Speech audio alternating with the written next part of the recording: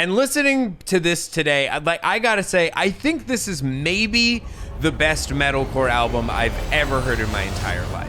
All right, what's up, Buttercrackers? Welcome to another episode of Guarsenio's High School CD Booklet Review, a show where I review all the albums that I bought in 2004, apparently. A lot of these are from 2004, including today's album, which is Shadows Falls: The War Within. Shadows Fall is a band I found out about because of guitar magazines. I don't know what was going on with Guitar World and Premier Guitar, but just for 3 years, they were interviewing John and Matt once a month. But that's also just how I heard of the band. I didn't actually listen to them. They were on a list of bands I had heard of and read about, but hadn't actually listened to, like Fear Factory or Machine Head. I still have no idea what Fear Factory sounds like, and I'm okay with it. But I was a kid who would try to learn all the riffs from the tabs that were in each Guitar World magazine. So I was learning riffs to songs on this album that I hadn't even heard yet. I didn't actually check out Shadows Fall until I saw, I think it was like a MTV2 documentary about the band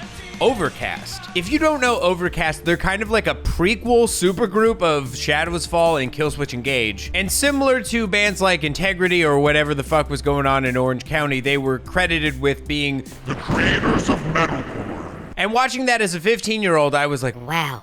They made a whole genre. Little did I know all you needed to do to make a genre was have a pure volume page. Anyway, I wanted to check out Overcast, but according to every CD store in my town, they didn't have any CDs. Either way, I remember in the video that they mentioned that Brian, the singer, had a new band called Shadows Fall, so I bought their album instead, and I fucking loved it. None of my friends gave a shit about this album or this band, but this was still an album that made it into my regular rotation, regardless of pop punk peer pressure or whatever. And listening to this today, I gotta say, I think this is maybe the best metalcore album I've ever heard in my entire life. I think this album is super underrated. I know they're having a big reunion show pretty soon, but I honestly think that they should be in the conversations with Converge, Lamb of God, Mastodon, of just all-timers. I think the reason they aren't is because this album is simultaneously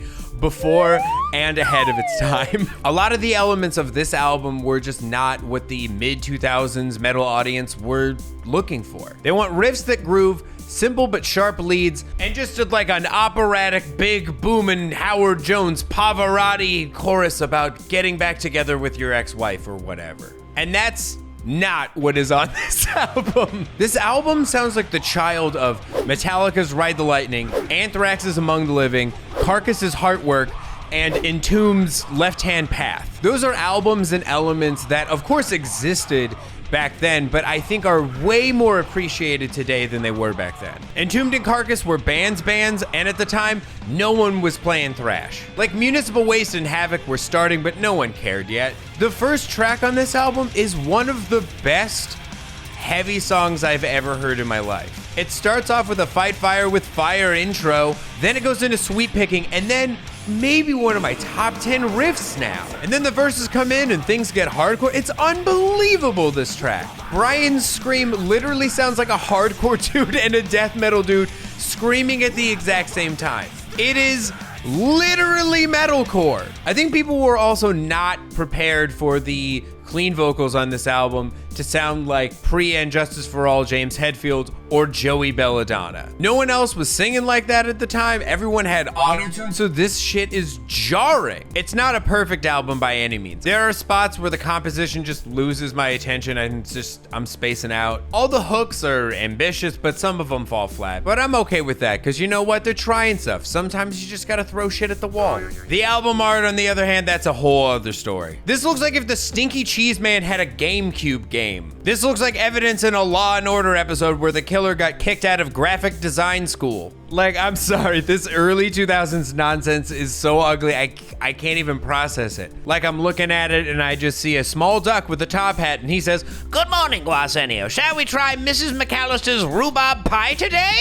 Also, the band's logo just looks like jizz with drop shadow. Sorry, I know that's gross. We try to keep things PG-13 around here, even though most of you don't even know who Olivia Rodrigo is. She rules. But yeah, to sum up, it's a good album. This is what hardcore and metal together should honestly sound like. But yeah, that does it for today's episode. If you want to let me know what you thought of the album or let me know what bands you think are underrated, do so in the comments. Also, don't just say Botch or Dead Guy. We all know about those bands now. Dig deep. Next week, we're doing Coheed and Cambria, and no, I'm not going to talk about the adjacent comics because it's too complicated.